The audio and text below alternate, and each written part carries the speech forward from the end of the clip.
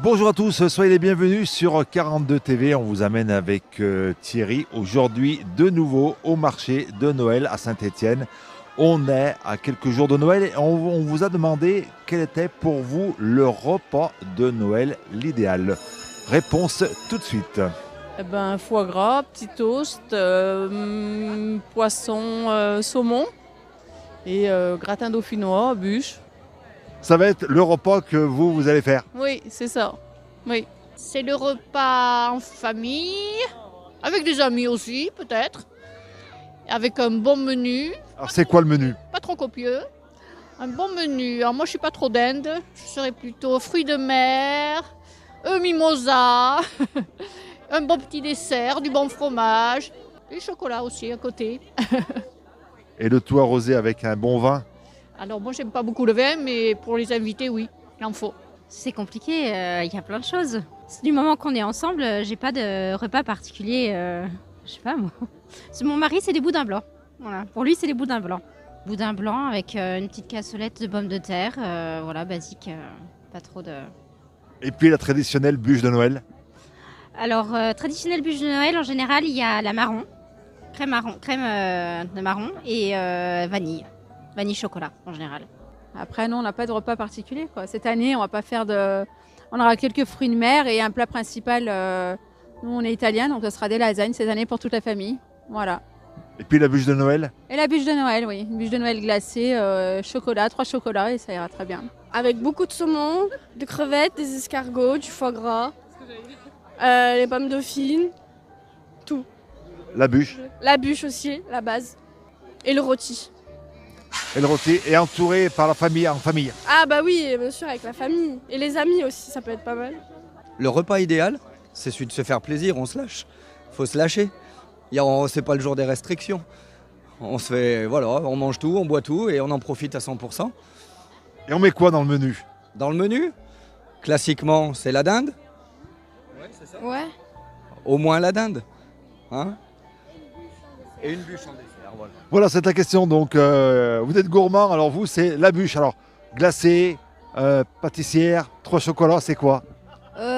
Plutôt pâtissière ou glacée. Et puis, forcément, du champagne, un petit peu, un bon vin. Un petit peu, faut les bulles, hein, pour égayer le tout. Eh bien, déjà tout maison.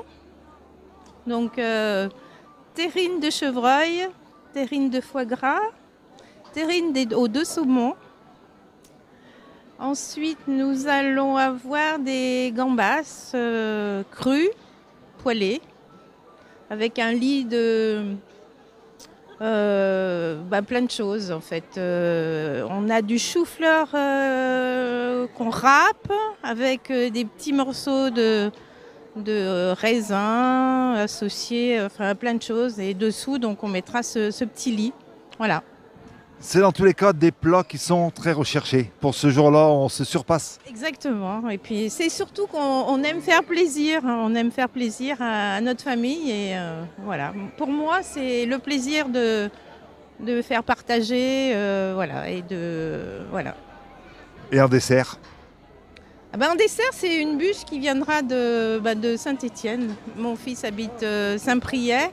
Et donc, il nous amène la bonne bûche de Noël. Voilà. Mais pas fait maison. Mais non, pas fait maison. Mais bon, on fait travailler aussi les commerçants. Et puis le vin blanc, vin rouge, champagne. Alors là, je vois qu'on a quand même des spécialistes. Alors le vin, monsieur. Alors le vin, on va commencer je pense par du champagne à l'apéro. Et bon voilà, sur le foie gras, on sera sûrement sur un vin liquoreux de Bordeaux, Sauterne certainement. Et on a quelques bouteilles qu'on peut sortir de la cave. On va surtout être sur du rouge pour le 24. On a un Grave de 2013, donc j'ai oublié le château. Et ensuite, on a également un Rhône, un Gros Hermitage de chez Jaboulet exactement. Donc ce sera à peu près ça et ça permettra de faire tout le repas. Aussi, si jamais il vous reste du liquoreux, c'est un petit conseil, mais un accord qui marche très bien, notamment à Noël, c'est les fromages bleus. Ou par exemple aussi la fourme d'Ambert avec justement ces vins liquoreux. Voilà, c'est quelque chose qui est... Ah oui, Montbrison, pardon. Fourme de Montbrison. Chaque plat a son vin spécifique. On essaye un maximum, ouais. c'est comme ça que ça fonctionne le mieux en tout cas. Déjà, c'est un repas avec la famille, forcément. C'est un repas où on peut partager un bon moment tous ensemble, parce que Noël, c'est avant tout un moment pour se retrouver, pour partager, pour faire un petit bilan de l'année, discuter avec des membres de la famille qu'on ne voit pas forcément. Et puis après, c'est un bon repas en sauce, avec tous les petits trucs qui vont bien et la bûche à la fin, forcément. Alors, les petits trucs qui vont bien, c'est quoi? Tout dépend des personnes, j'ai envie de dire. Typiquement, nous, ce sera plutôt un plat en sauce avec des pommes dauphines, souvent. Mais chacun ses préférences. Mais c'est les petits trucs qui font que Noël est vraiment Noël. C'est les petites habitudes presque qui reviennent un peu chaque année, des fois, avec le petit repas qu'on aime bien, qu'on connaît bien et dont on profite un maximum. Le chapon, la dinde, les huîtres, tous les fruits de mer, tous ces petites choses qu'on mange seulement pour cette période. Oui, voilà, c'est ça. C'est comme vous dites, ces petites choses qu'en général on mange seulement pour cette période. Donc forcément, on en profite un maximum et c'est tout ce qui importe à Noël. Convivial avec la famille et puis des bons petits mets, foie gras, saumon, de la volaille, des huîtres. Et puis voilà, un bon moment, un bon vin, un peu de champagne et puis les enfants autour du sapin pour profiter. Et la bûche de Noël. Et la bûche de Noël, bien entendu, oui, toujours, chez du sable.